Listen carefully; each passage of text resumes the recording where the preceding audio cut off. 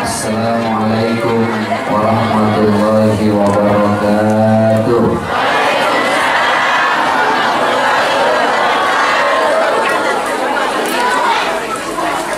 Alhamdulillah alladzi khalaqal insana fi ahsani taqwim. Assalatu wassalamu ala asyrafil anbiya'i wal mursalin wa ala alihi wa ashabihi ajma'in. La ilaha illa anta subhanaka inni kuntu minaz zalimin.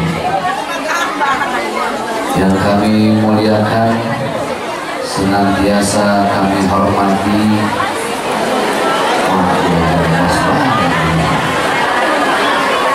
selalu kami taati para kiai, para alim ulama yang hadir, para guru, para ustadz dan ustadzah, juga segenap dan sesepuh, juga tokoh masyarakat yang hadir. Ini nama kampungnya kampung apa?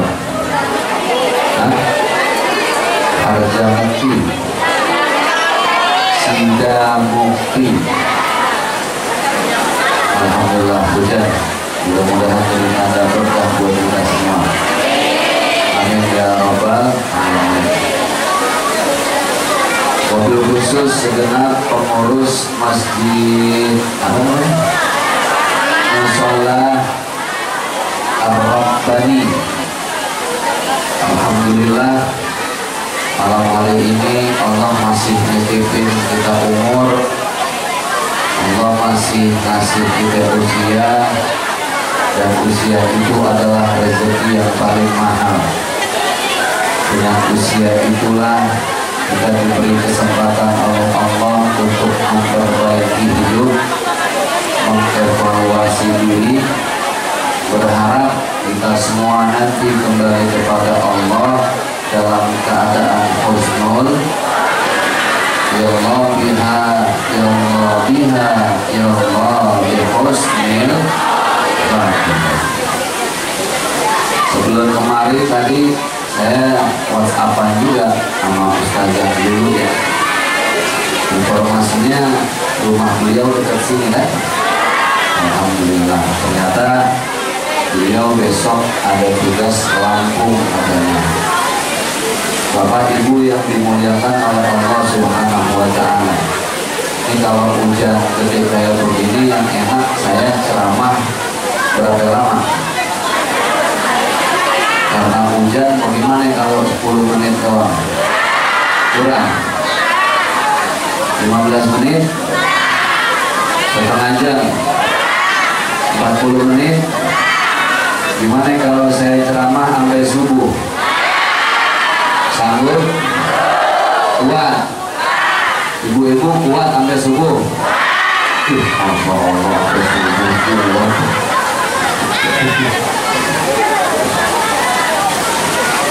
Alhamdulillah, ini saya lihat makmanya ya Allah pada seragamnya. Ada yang warna hijau, ada yang warna pink. Ini seragam apaan Bu? Majelis taklim. Udah lunas belum? Jangan yang itu orang. Kebetulan kalau belum lunas, depan saya bilang aja belum. Insya Allah, kalau saya biarin. Hadirin Bapak Ibu yang dimuliakan oleh Allah, kita lurusin niat dulu ya. Karena innama la'malu binniyat wa innama likulli imri'in ma nawa.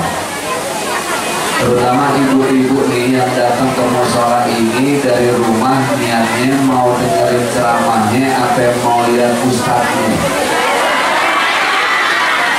Nah, pastiin dulu nih. Yang mau dengerin ceramahnya ada pasti ya. Coba sekarang angkat tangan yang mau mau dengerin ceramahnya mana? Sekarang yang mau lihat ustadznya? Astagfirullahaladzim. Tanda-tanda akhir zaman. Saya acara tadi pagi, alhamdulillah itu di daerah Bojonggede, dekat rumahnya Bonge.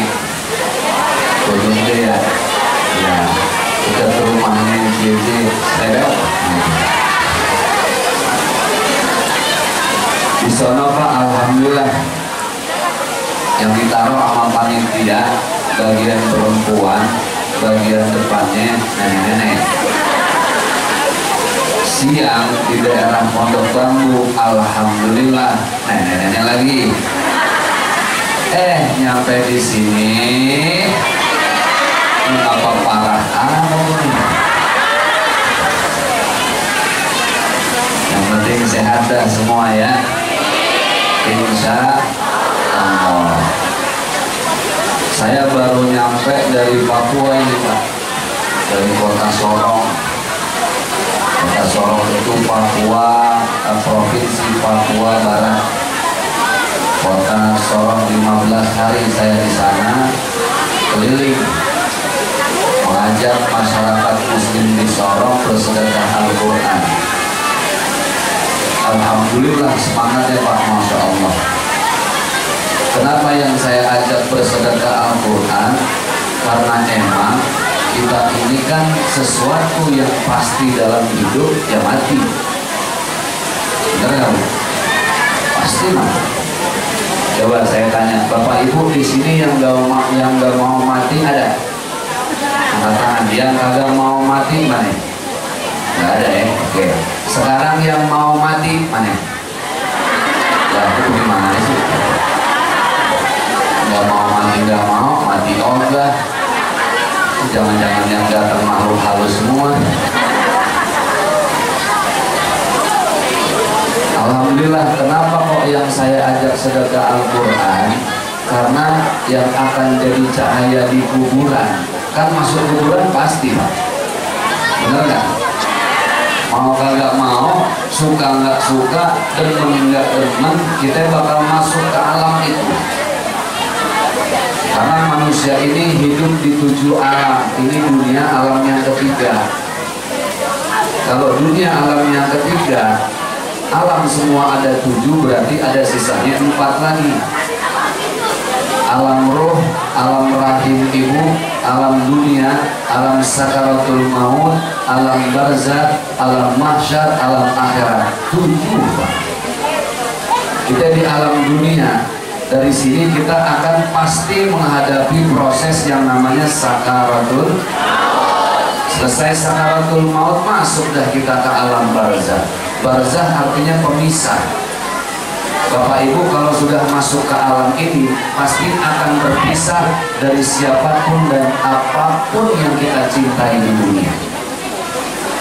Contoh saya tanya, Ibu saya nggak sama lakinya? Sama hati. Ibu saya nggak sama lakinya? Kalau bapak-bapak saya nggak sama diri Pak?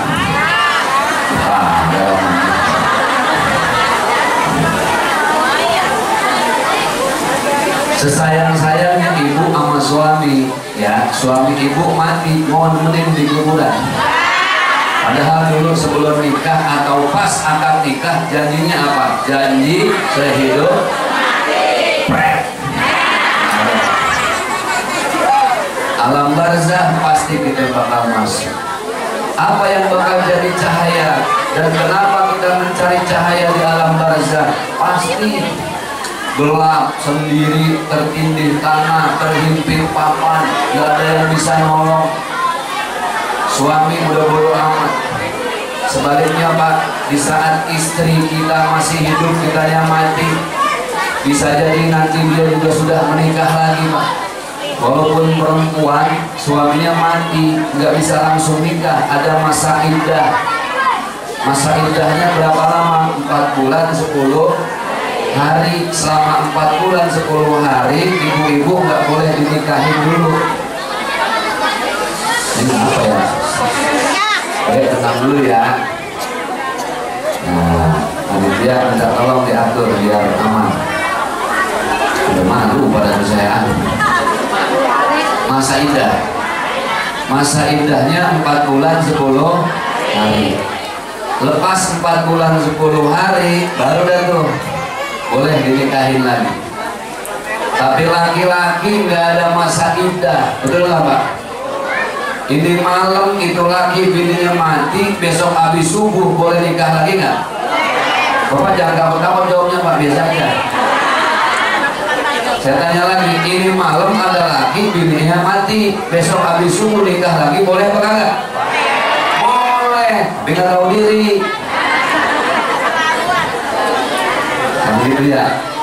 Nanti di alam barzah yang kita cari cahaya. Cahayanya apa? Kan kita yang baca doanya setiap habis baca Al-Quran.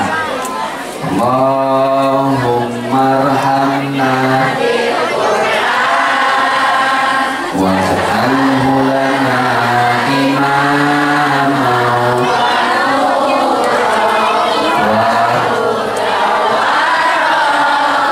Oke, stop, sampai situ aja. Mama kalau dilanjutin sampai subuh nih. Waj'alhu lana imama wa nura. Waj'alhu lana imama wa nura. Dan jadikan Al-Quran itu sebagai imam dan cahaya. Jadi saya di sana mengajak orang untuk bersedekah Al-Quran. Baik, alhamdulillah bulan depan saya udah masuk ke Merauke. Ini bocah nggak ada timnya panitia ya, nggak tolong ya. Maksudnya saya itu momen mumpung yang kemarin ya, nggak tolong dibantu Bang. Ya, Bapak Ibu yang dimuliakan oleh Allah Subhanahu Wa Taala yang berbahagia, temanya tentang Mi'raj. Saya tidak mengawali tema ini dari sejarah. Karena kalau sejarah udah banyak yang bahas nih. Subhanalladzi asra bi 'abdihi lailan minal masjidil haram ilal masjidil aqsa dan seterusnya. Diperjalankan baginda Rasulullah dari Mekah Masjidil Haram ke Palestina ilal masjidil aqsa. Kemudian diangkat ke Sidratil Muntaha. Turunlah perintah salat yang awalnya 50 waktu jadi 5 waktu. Subuh berapa rakaat? Zuhur, asar, maghrib, isya, tarawih 2. Enak tuh tarawih 2. Ada yang 11, ada yang 20.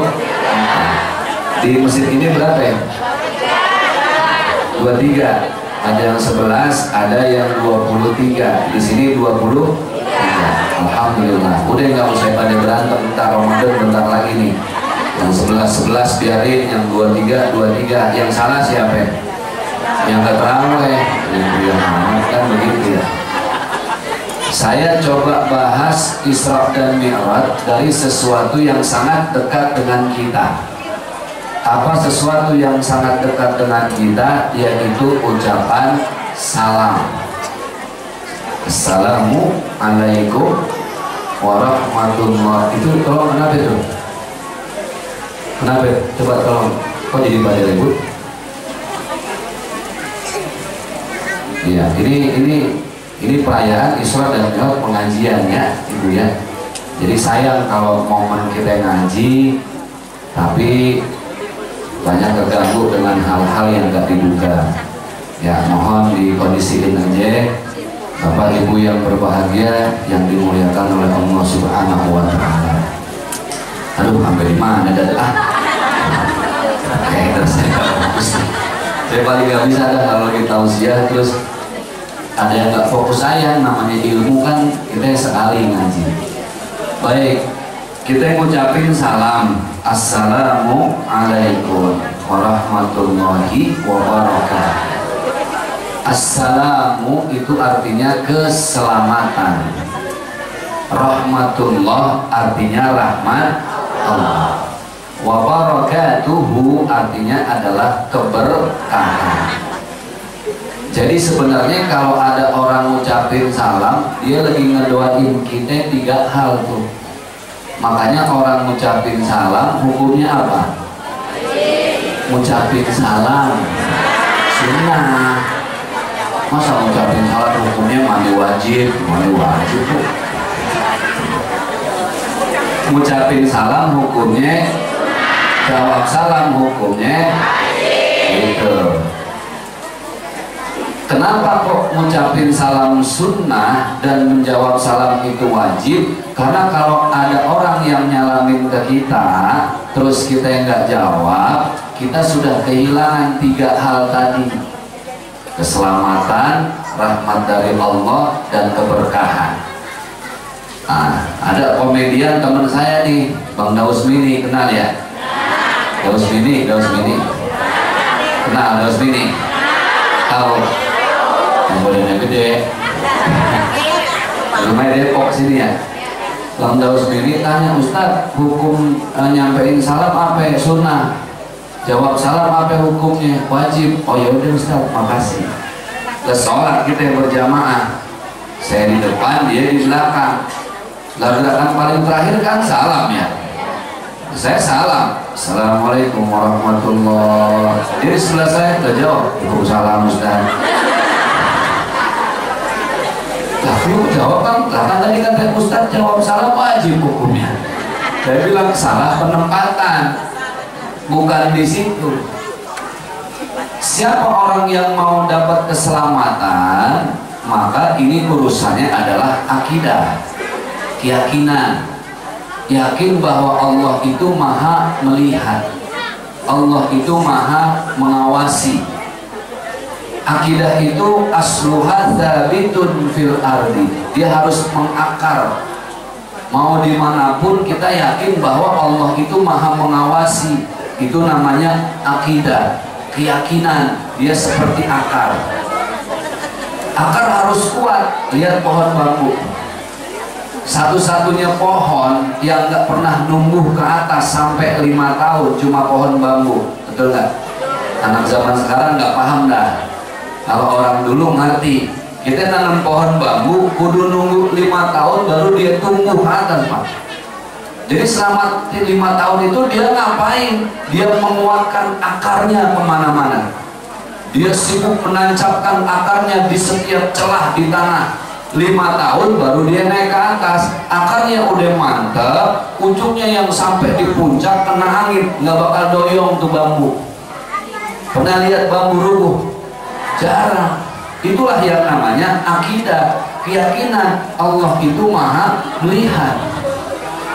CCTV manusia kan ada nih, CCTV ada nggak CCTV? Ada. Ini CCTV buatan manusia, ada ngehengnya, memorinya ada kurangnya. Subhanallah. Tapi kalau CCTV buatan Allah nggak pernah mati. Selama orang napas, dia hidup, Allah maha mengawasi lewat CCTV yang ada di tubuh kita. Apa CCTV Allah yang ada di tubuh kita? Jantung yang berdetak, nadi yang berdenyut, mata yang berkedip. Itulah CCTV Allah. Jantung, Pak, kalau kita dengar pakai alat yang paling canggih, stetoskop, bunyinya bukan cuma dek dek dek, tapi bunyinya Allah, Allah, Allah, Allah. Nadi yang berdenyut bunyinya Allah, Allah, Allah, Allah. Allah maha mengawasi, Pak. Makanya saya heran, maaf kalau ada yang berani korupsi ya. Padahal disumpahnya pakai apa? Al-Quran. Al-Quran bisa jadi cahaya, Al-Quran bisa jadi petaka. Kalau dia amanah disumpah pakai Al-Quran jadi cahaya, tetapi ketika dia melanggar amanah, Al-Quran bisa jadi petaka. Kenapa? Karena dia melanggar sumpah yang disumpah oleh Al-Quran. Makanya hati-hati. Saya heran kalau orang berani korupsi. Kenapa ya? Apa dia nggak paham Allah maha melihat? Apalagi bentar lagi tahun 2024 nih, nah tahun politik nih, banyak manusia-manusia yang menjelma jadi malaikat. Betul nggak? Bentar lagi 2024, ibu-ibu tenang aja, minyak sayur nggak usah beli. Sembako nggak usah nyari, ada yang bagi, betul nggak? Sekarang saya tanya, di tahun politik kalau ada yang masih minyak sayur ke ibu-ibu, ambil nggak? Cakep, gue demen nih. Kalau ada yang bagi beras, ambil nggak? Ambil. Ada yang bagi minyak sayur, ambil nggak? Ada yang ngasih sabun batangan, ambil nggak? Ya Allah bu, gitu-gitu amat bu. Ada sabun batangan diambil juga. Ya gratis. Gak mana, gak boleh lihat yang gratis, yang diskon aja berebut. Apalagi gratis. Ntar lihat tahun 2024, ya Allah, serumah satu keluarga kaosnya beda-beda warna semua. Bener ya? Suaminya warna merah, bininya warna kuning, anaknya ada hijau, ada biru. Dan serumah beda kaos semua, beda warna. Itulah nanti tahun 2024. Makanya lurusin niat dah. Saya mah netralnya. Kita nyampein karena dakwah. Yang mau nyalonin jadi dewan, bupati, lurusin niat. Inna malak malu biniat wa inna malikul limri'in manawa. Berapa banyak yang dulu pengen jadi pejabat ngamalin ayat kursi sebelum dapat jabatannya. Udah dapat kursinya lupa ayatnya. Kan begitu, Pak. Yang penting niat. Saya sering sampai di mana-mana. Ada cerita kan dulu tukang bubur, ya, pengen naik haji. Dia nggak punya uang, cuma badan sehat sama niat doang. Nah, saking pengen pergi haji, dia niat nabung 5.000 sehari. Saat itu haji udah 30 juta. Bapak hitung sendiri dah tuh berapa tahun tiap hari 5.000 kudu kekumpul sampai 30 juta. Pakai otak mah nggak nyampe, betul nggak? Tapi karena dia punya niat, dia mau nunjukin sama Allah, kalau saya punya niat, ya Allah bantu aku ya Allah, hambamu yang lemah ini. Aku cuma punya badan sehat dan niat, urusan uang Engkau yang maha segalanya ya Allah. Berangkatnya bukan dari uang tabungan ya Pak. Ada orang kaya di perumahan sebelah yang anaknya diajarin ngaji sama tukang bubur. Dari nggak kenal huruf Arab sama sekali, huruf hijaiyah, sampai hafal beberapa juz yang ada di Al-Quran.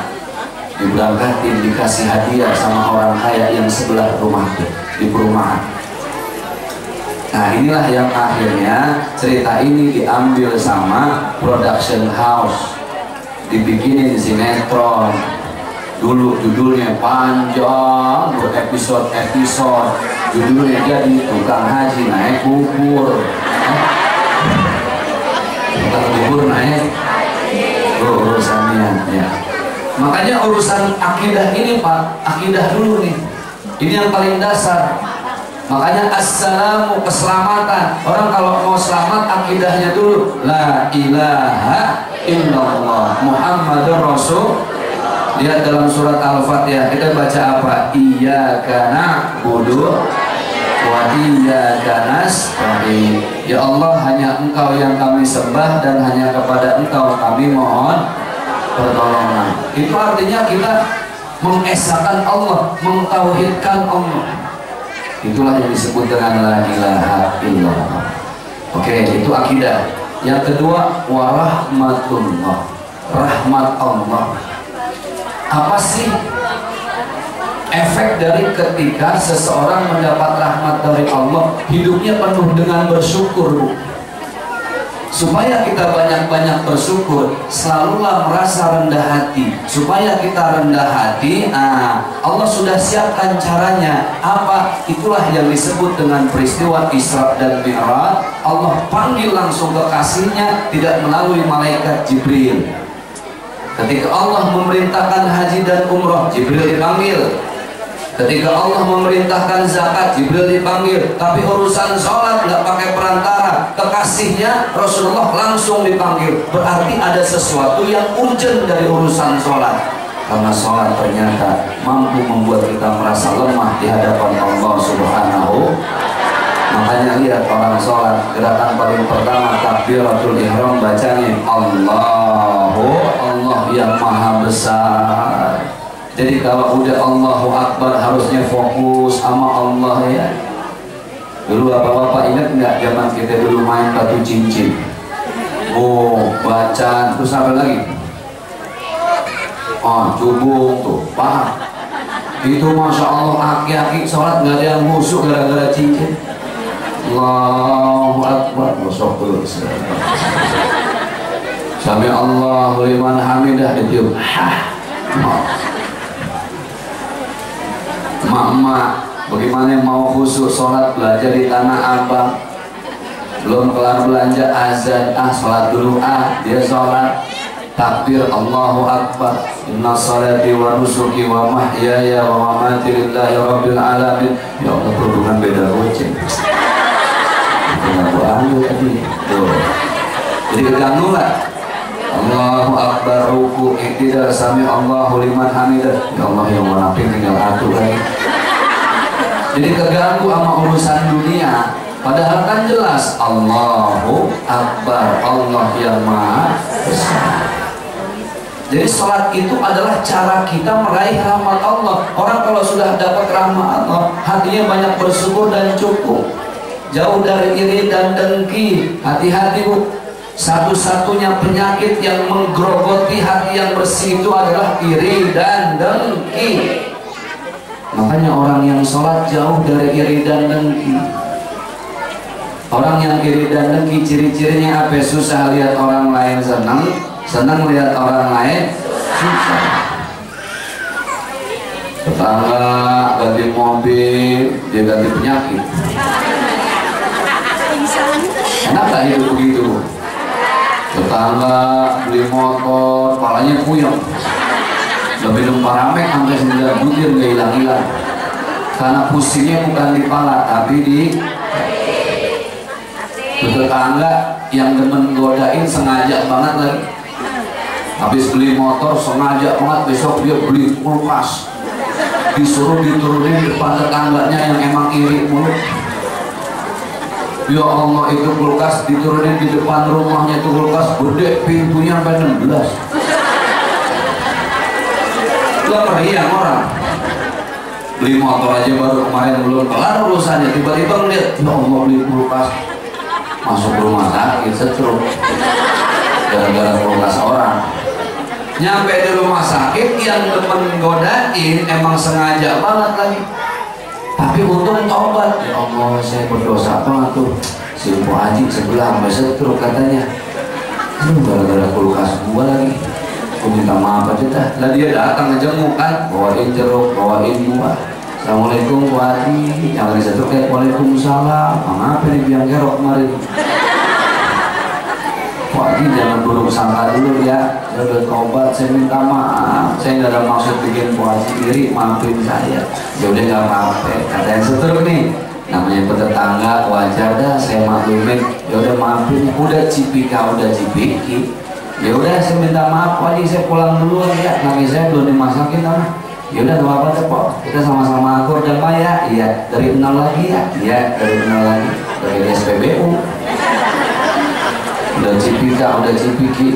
Pas mau keluar kamar rumah sakit, yang tukang bikin iri lupa ada sesuatu yang mau disampaikan. Dia balik lagi berisik ke yang tadi setruk. Wajib, saya lupa ngabarin, saya baru beli rumah tuh di Monpong. Kalau berenangnya, garasinya lebar. Nah orang lagi setruk mogak-mogak.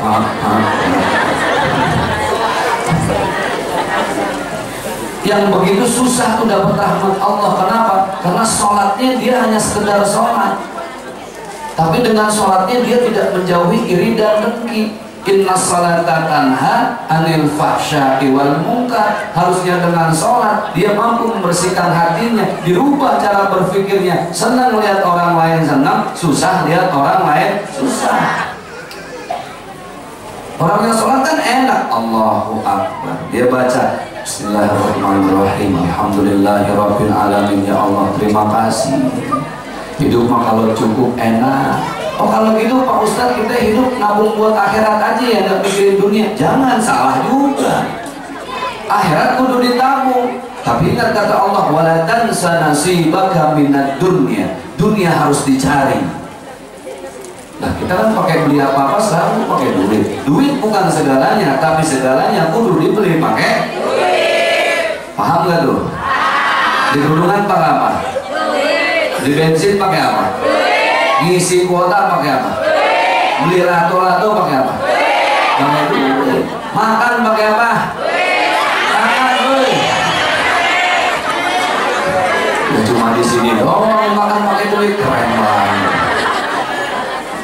Saya jadi mau nanya sama emak-emak orang kesini, saya tanya ibu ya, bu, woi, masih hidup?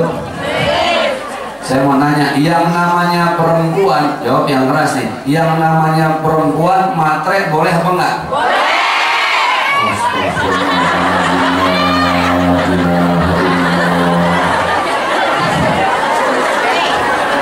Saya di mana-mana nanya model begitu, yang jawab pada ragu-ragu, aduh nggak enak mau Ustadz jawabnya.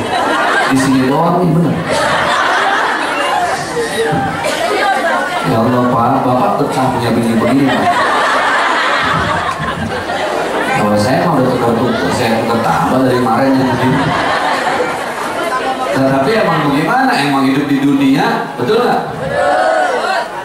Karena kita hidup di dunia, dunia harus dicari, tapi ingat dunia bukan untuk dimiliki. Itulah kenapa peristiwa Isra dan Mi'raj kita disuruh mendirikan sholat supaya jangan sombong. Manusia itu mobil mewah silahkan pakai, tapi dengan mobil jadi bermanfaat. Ke masjid, dengan masjid dengan mobil dia bisa mengantarkan Jumat berkah. Ke musola-musola, ke masjid-masjid tuh. Mobilnya nggak cuma bikin senang, tapi bisa nyenengin orang lain.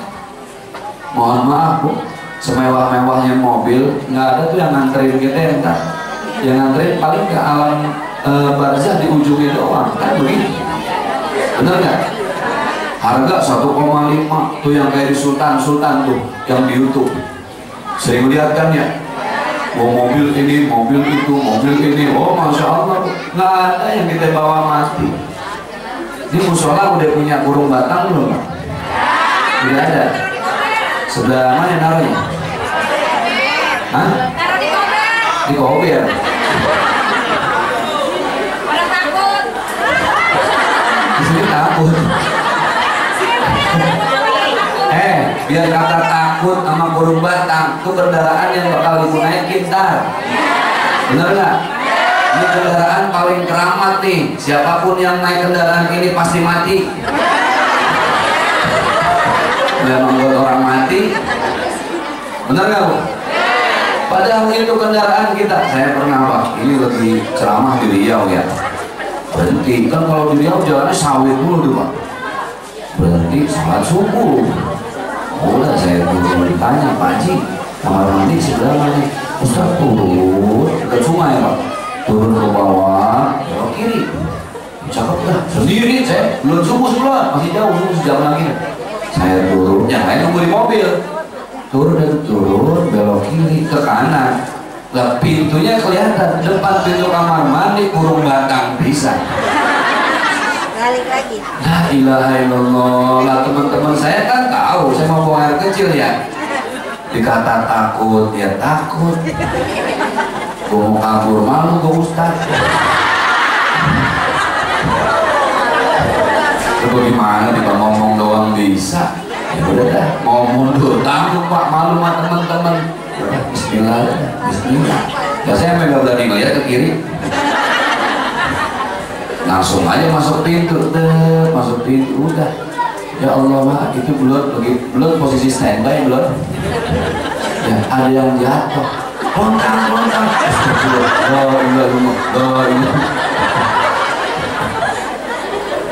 Saya mikir ya Allah, saya mikir ya Allah, kita baru melihat aja takut. Padahal itu tuh yang bakal nganterin kita. Kemarin ini lagi covid yang lagi rame-rame ini, betul nggak Pak? Ya Allah, ambulan kagak ada yang kosong. Semua ambulan lewat di tol. Wah, di Jagorawi itu ngiung, tahu ada orang yang kagak. Semuanya lewat di situ. Ya Allah tuh, dari ambulan kita naik burung batang, masuk lagi ke ambulan. Itu kendaraan kita. Makanya dengan sholat kita diajarin apa supaya tahu diri, jangan sombong. wala tamshi fil ardi maraha. Orang yang sholat, ingat dunia kudu dicari tapi bukan buat dimiliki. Mana si harta yang mau kita banggain? Ibu pakai kerudungan 350.000, baju 3,5 juta, misal kaos kaki 5.300, yang ratusan ribu, jutaan sama yang 5.300, ada yang di bawah mati kagak? Mana tuh emak-emak yang super heboh, emak-emak alay, mentang-mentang lakinya pejabat. Oh, kalau lagi arisan, kondangan, pengajian, jarinya nggak ada yang absen dari cincin. Lewat depan rumah tetangga ditanya, "Wajib mau kemana?" "Ngaji." Begini aja begini. Sampai jam berapa, Pak? 5. Ada di sini? Mana orangnya?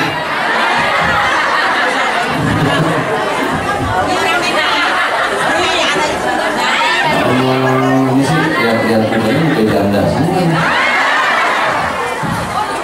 Ada janda di sini? Ada bapaknya. Yang benar janda ada bapaknya. Mana janda angkat tangan? Nggak ada yang angkat tangan. Nggak ada ya?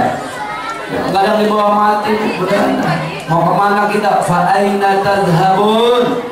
Makanya kita disuruh sholat supaya tahu diri kita ini bakal mati, nggak bakal kemana-mana. Bener kan?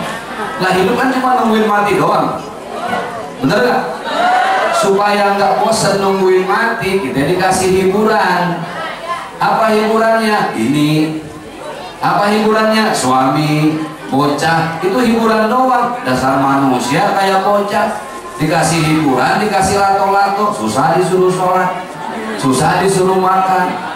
Manusia begitu, keenakan sama hiburan ninggalin sholat, keenakan sama dunia lupa sama mati.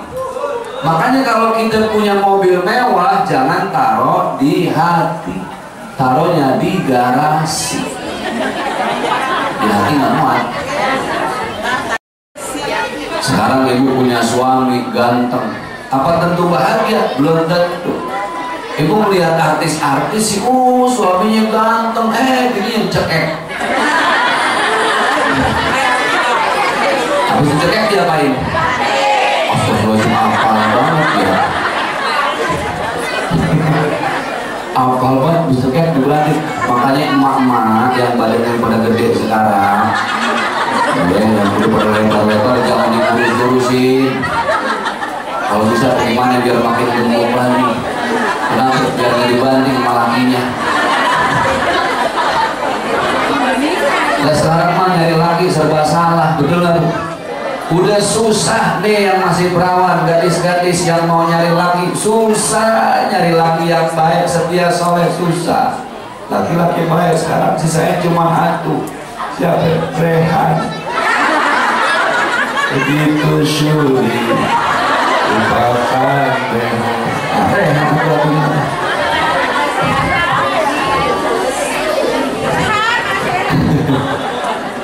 Jadi itulah sholat Pak. Kita ruku, Allahu Akbar, kan bungkuk ya. Ruku mau bilang sama kita, manusia, lu tadi berdiri perkasa, sehat, gagah. Ada saatnya lu bakal membungkuk. Tuh kayak orang ruku. Orang yang ruku diajarin kita jangan sombong, sehat mah ada habisnya. Dulu ibu lagi masih muda, umur 17 tahun. Seksi baheno, boto, boy, asoy, boy, dulu. Makin kemari, makin boy, makin peot. Makin peot. Tukang ojek pangkalan, opang, udah segan ngangkutnya. Dan kalau yang naik ABG kan tukang ojek berebut ya. Polisi tidur mulai 10 meter udah direm sama dia. Dan yang naik nenek-nenek, umur udah 72. Asal kenceng dikit bunyi pek. Tukang ojek bodo amat dah, ada polisi tidur hajar boleh. Dan yang beri tempat tukang ojek keder Pak, neneknya hilang. Genyam sampai pohon. Jadi ya emang begitu hidup mah. Dia coba perhatiin lama-lama kita nih Pak. Coba ngaca deh. Saya kemarin di grup keluarga besar orang tua saya dikirimin foto-foto lagi kita masih pada kecil. Ya Allah, waktu cepet banget ya. Saya lihat semua tuh om-om saya, ada yang meninggal udah 2, tante-tante saya ya Allah baru kemarin meninggal 40 hari. Saya perhatiin ya Allah manusia lama-lama ya kulit mulai kendur, pandangan lamur, ubahan pada bertabur, gigi atu-atu gugur, makan cuma makan bubur. Kalau cuma makan bubur tanda-tanda dekat ke liang kubur, mati lagi urusan. Bener gak Pak? Ada orang mau diambil nyawanya nih sama malaikat Israel, dia protes, Israel nggak bisa. Kasih dong arahan kode-kode apaan kek, alarm kek. Ini mendadak banget nggak mau. Kata malaikat Israel ya udah. Ntar kalau saya mau kasih umur lagi, saya tiba ajalnya, saya mau nyamperin, saya mau cabut nyawa, ntar saya kode-kodein dah. Iya. Nggak lama datang lagi tuh Israel, nggak marah lagi dia. Lah kan udah gue bilang kodein dulu, gue belum siap. Apa kata Israel? Kan kodenya udah nyampe duluan. Mana? Uban? Betul. Itu kulit yang mulai pada kisut, gigi yang ada udah mulai rentan dan hilang. Kan itu udah kode dari Allah Subhanahu Wa Taala. Ya Allah Pak. Makanya kita disuruh sholat. Nah, gerakan yang paling dahsyat itu sujud. Sujud jadi tempelin apa Bu? Wajah. Jidat adanya di wajah, wajah adanya di kepala. Kepala ini penting mahkota kita. Ini paling penting Pak. Ada orang maaf nggak ada kakinya, masih bisa kita kenal dari palanya. Bener nggak? Orang nggak ada tangannya, masih bisa kenal dari apanya? Palanya. Makanya kepala itu jadi identitas. KTP yang dipoto apa? SIM yang dipoto pala. Paspor yang dipoto pala. Ibu bisa jatuh cinta sama suaminya dulu sampai mau diajak nikah. Yang pertama kali bikin ibu jatuh cinta apanya? Pala. Muka ada di pala. Masa ini dia bercinta pala? Bu, ibu mau dinikahin sama suaminya, kenapa? Palanya bagus mau bukan? Gak ada pikaknya dikit doang. Jangan dijawab aja sama Bu. Ya Allah, makanya KTP yang dipoto pala. Saya belum pernah lihat ada orang punya KTP cakep, mencilak di laminating, fotonya dengkul, nggak ada. Pala kita tempelin di atas tanah, kita baca Subhana Rabbiyal A'la wa bihamdi. Satu-satunya umat beragama di dunia yang sampai nempelin wajah ke tanah cuma orang Islam. Kenapa? Karena suatu saat nih dahi kita bakal ditempelin oleh orang lain ke tanah. Mumpung masih hidup, nempelin diri sendiri dulu dah, supaya sadar kalau kita ini lemah, kita cuma makhluk tanah. Kita ada karena memang dulu bapak ibu kita makannya juga sumber dari tanah. Sekarang kita juga makan sumber dari tanah. Nasi dari beras, beras dari padi, padi nongolnya dari mana? Dari tanah. Singkong dari mana? Tanah. Ubi dari mana? Tanah. Telur dari mana? Ayam. Ada telur tanah. Telur dari ayam dari telur dari ayam dari. Yang bisa jawab cakep. Dulunya yang pertama kali ada telur apa ayam? Ayam dari mana? Telur dari mana? Yang sampai kiamat nggak kelar nih. Udah bodo amat dah, yang penting ayam bisa bertelur kan dia. Itulah kenapa kita baca Subhana Rabbiyal A'la wa bihamdi. Kalau mau menggapai rahmat Allah, hidup bersyukur, merasa cukup, banyak-banyaklah menikmati hidup apa yang ada sekarang. Jangan iri sama harta orang lain, jangan kepincut sama laki orang lain. Karena kita kita ngelihat casingnya doang. Ibu pilih mana? Suami ganteng marah-marah terus, apa suami jelek tapi senyum terus? Pilih mana? Yang ganteng marah-marah mulu, yang jelek senyum terus, mending yang mana? Ganteng senyum terus. Saya itu mah. Jadi begitu Bu, udah dah nikmatin aja hidup. Kita mau kemana sih? Nggak bersyukur mati, bersyukur mati, mendingan yang mana? Mendingan yang bersyukur tapi mati jadi manfaat. Ini udah mati pasti nggak pernah bersyukur, hidup nggak pernah cukup. Ibu mah nikmatin aja Bu, suaminya ibu. Walaupun cuma PNS, nikmatin, banyak bersyukur, berbakti sama suami. Suami lagi siap-siap kerja. Di kamar mandi, ibu setrika seragamnya. Taruh di hanger, gantungin supaya dapat pahala, cium seragamnya. Dapat pahala, nyium seragam, betul nggak? Nyium seragamnya dapat pahala, apa nyiumin yang punya seragam? Iya Pak Ustadz, kalau suaminya PNS.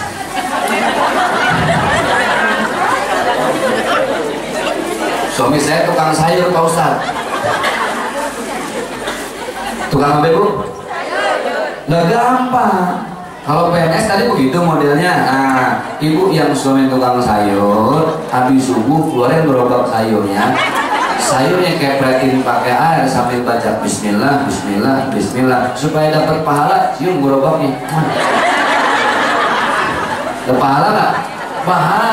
Iya, kalau suami tukang sayur Pak Ustadz, lagi saya ngegojek.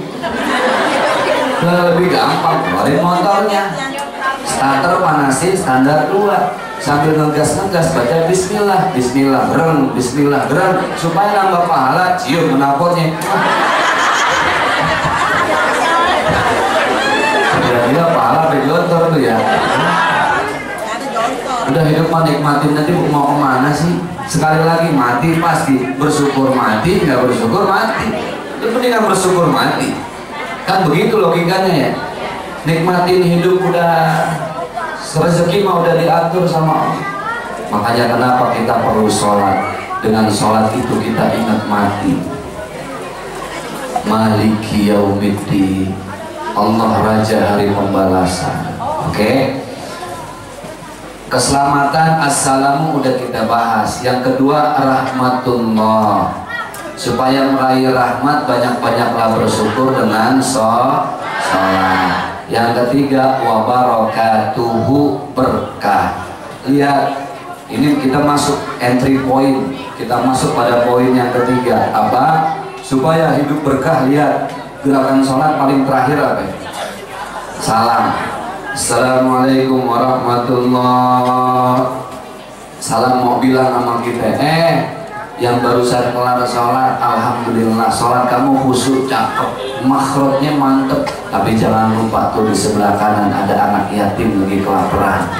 Supaya sholatnya lebih sempurna, nggak jadi sia-sia. Tuh anak yatim, peduli dong sama anak yatim, santuni. Nengok ke kiri, salam lagi. Assalamualaikum warahmatullah. Yang habis sholat tadi sebelah kanan ada anak yatim, santuni. Tuh sebelah kiri ada janda tua, nafkahi. Sebelah sana lagi banyak janda muda.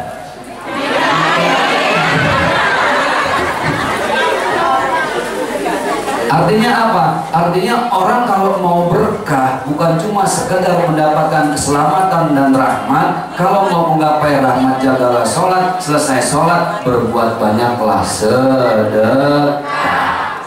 Itu kunci berkah. Maka peristiwa Isra dan Mi'raj mengajarkan kepada kita bukan hanya sekedar sholatnya saja, tapi bagaimana gerakan-gerakan sholat yang bernilai mahal itu kita amalkan dalam kehidupan kita sehari-hari. Banyak gak orang yang sholatnya rajin tapi ngomongin orang juga rajin? Banyak gak suami yang sholatnya rajin tapi maki-maki bini juga rajin?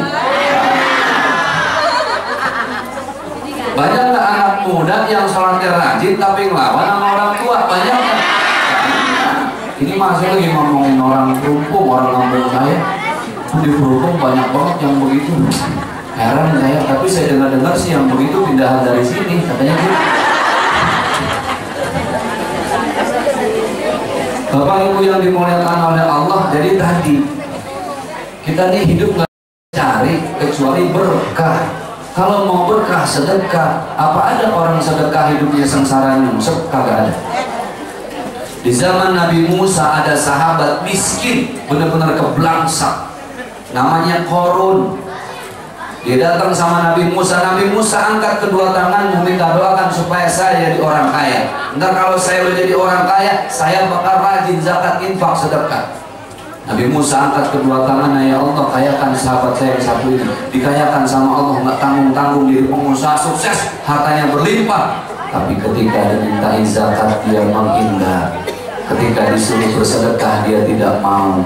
Berinfak pun dia sungkan, nggak tanggung-tanggung. Akhirnya harta yang dia tumpuk-tumpuk, Allah azab. Dicemplungin itu harta sedalam-dalamnya ke dalam bumi, tertimbun tanah. Akhirnya harta itu banyak orang cari. Hartanya punya Korun, dibilangnya harta Korun. Orang Indonesia bilangnya harta. Disitulah kenapa ada istilah harta karun. Bapak Ibu, saya kemarin nanya, ginjal kalau kita jual harganya 1,2 miliar.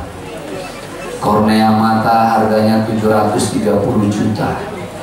Saya baru berobat gigi Pak, gigi palsu yang diimplan ditancap, satu gigi berapa? 5 juta. Ibu kalau lihat teman-teman artis yang giginya pada putih semua, ya, itu bukan karena tiap sejam sekali disikat giginya, nggak bakal seputih itu namanya vinil. Vinil itu artinya apa? Giginya dirongga-ronggain dikit, dikasih jeda, dibungkus lagi pakai jaket, makanya jadi putih. Satu gigi berapa Bu? 10 juta. Jadi kalau ibu melihat artis yang giginya putih banget, itu modalnya udah 200 juta. Bagaimana cara yang murah? Gampang, Pepsodent oles, nggak usah dibersihin. Makanya saya heran Bu, dunia entertain, dunia TV, dunia sosmed tuh banyak dunia tipu-tipunya, banyak dunia filter, betul nggak? Sekarang filter handphone jahat-jahat Bu. Dan saya kemarin di Papua diajak selfie sama ibu-ibu, lah filternya dia lupa dimatiin. Saya udah nongol kan di handphonenya dia. Wah Allah, ya Allah tuh muka saya mana pakai banduk, kalau ketinggian 2 di atas, udah bibirnya ungu, nah foto lagi cepret. Ya Allah Bu, jangan diposting ya. Kalau diposting apa kata orang Riau saja IPA nih.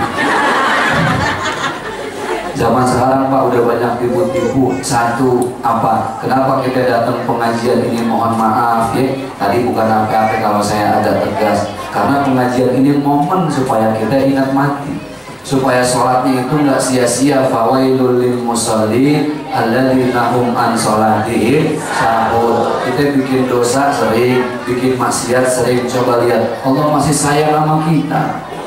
Kita masih dikasih kesempatan hidup dengan umur sampai saat ini. Kenapa Allah masih kesempatan hidup sama kita? Karena Allah pengen kita taubatan nasuha, benahi sholat, benahi sedekah, mumpung masih hidup.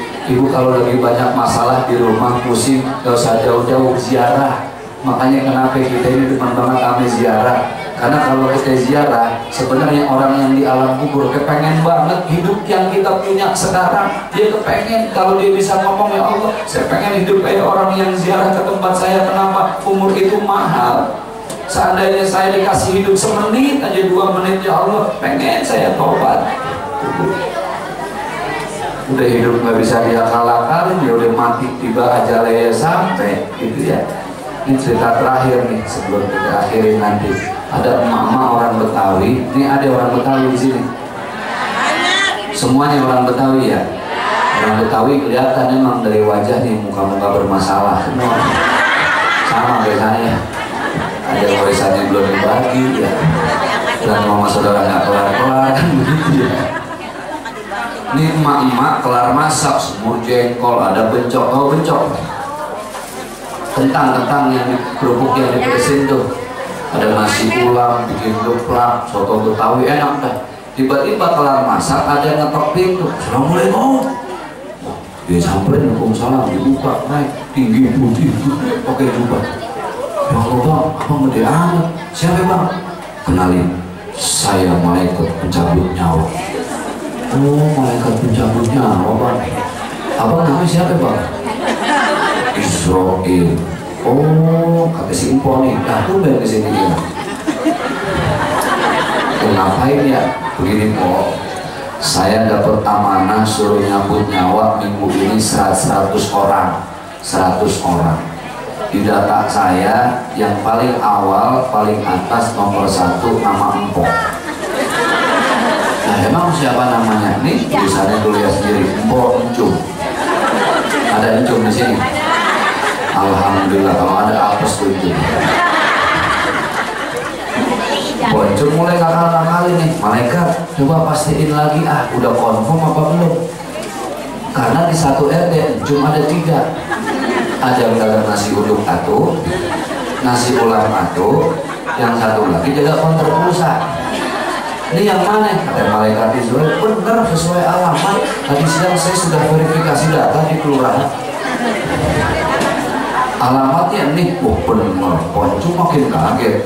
Muter otak lagi, bagaimana biar gue gak mati. Akalnya jalan, Betawi akalnya banyak, ya kan?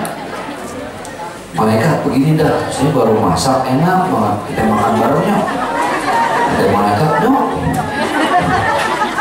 Duduk di satu meja, lahap malaikat kok. Lapor kali ya. Dan namanya habis lahap, ngapain? Tidur. Lepas tidur kesempatan, Encum nyari kertas yang tadi tuh, yang ada namanya, nongol di kantongnya. Udah diambil sama dia, diambil spidol. Encum, wah bener nama gua nih, coret sama dia, pindahin paling bawah.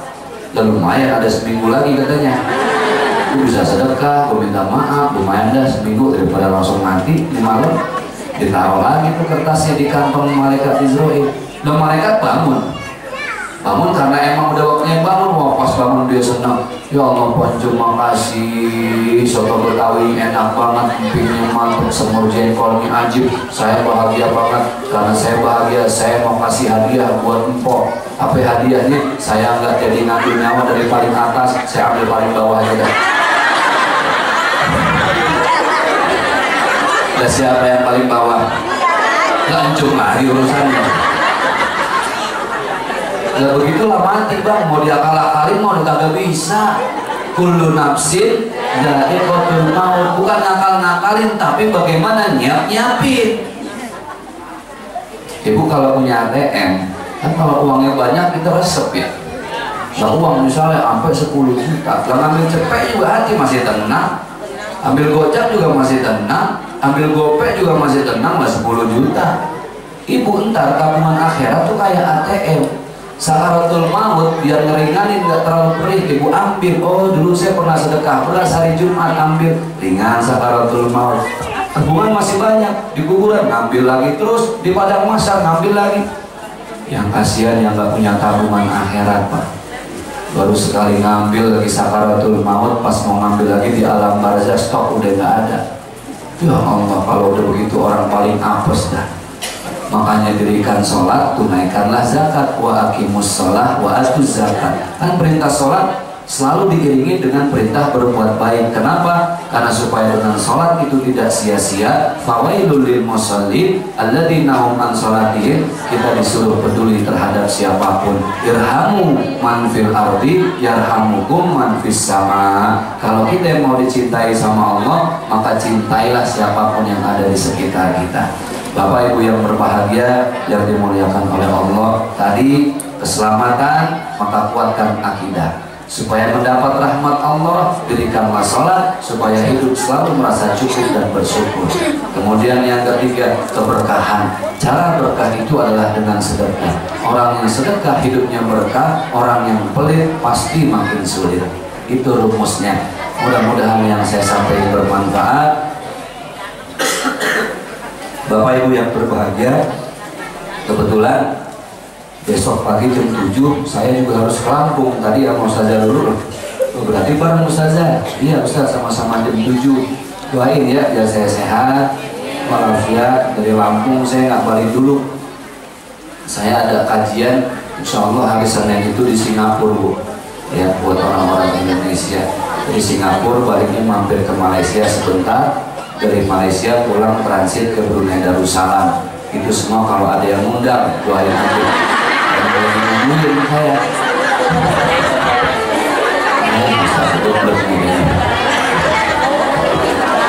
kalau yang Lampung bener kok. Ya namanya kalau yang Malaysia, Singapura, Brunei mah namanya lagi halu, jangan nanggung-nanggung kan. Baik, itu aja yang saya sampaikan. Sekali lagi mohon maaf lahir batin ya kalau tadi saya agak tegas, bukan sampai sayang. Namanya pengajian kalau nggak kita manfaatin sebaik-baiknya, kapan lagi. Mohon maaf lahir batin. Salam buat keluarga semuanya. Kita tutup sama-sama dengan doa. Kita awali dengan baca surat Al-Fatihah dan kita akhiri dengan mengaminkan doa. Ila hadratin Nabi Mustafa sallallahu alaihi wasallam. Al-Fatihah. A'udzubillahi minasyaitonir rajim. Bismillahirrahmanirrahim. Alhamdulillahirabbil alamin arrahmanir rahim maliki yaumiddin. Iyyaka na'budu wa iyyaka nasta'in. Ihdinas siratal mustaqim. Siratal ladzina ghairil maghdubi 'alaihim waladdallin. Amin. Wa'fu anna ya karim, wa'fu anna ya karim, wa'fu anna ya arhamar rahimin. Allahumma anfa'na bima 'allamtana wa 'allimna ma yanfa'una warzuqna 'uluman tanfa'una. Allahumma antal qawi wa nahnu du'afa, antal ghani wa nahnu al-fuqara. Ya Rabbana taqabbal minna salatana wa siyamana wa qiyamana wa takhashshu'ana wa tadarru'ana wa ta'abudana wa tamim taqsirana ya Allah ya arhamar rahimin. Allahumma anfa'na bima 'allamtana wa 'allimna ma yanfa'una warzuqna 'uluman tanfa'una. Allahumma ighfir dhunubana wa dhunuba walidina warhamhum kama rabbawna shighara. Rabbana atina fid dunya hasanah wa fil akhirati hasanah wa qina adzabannar. Bifadli subhana rabbika rabbil izzati amma yasifun wa salamun alal mursalin walhamdulillahi rabbil alamin. Terima kasih. Usikum wa ijaya bitaqwallah. Sebelum saya salam, izin saya langsung pamit Bu. Saya bawa anak saya dua dari pagi siang pada tidur di mobil, jadi saya langsung pamit. Terima kasih. Assalamualaikum warahmatullahi wabarakatuh. Salatullah salamullah ala toha rasulillah.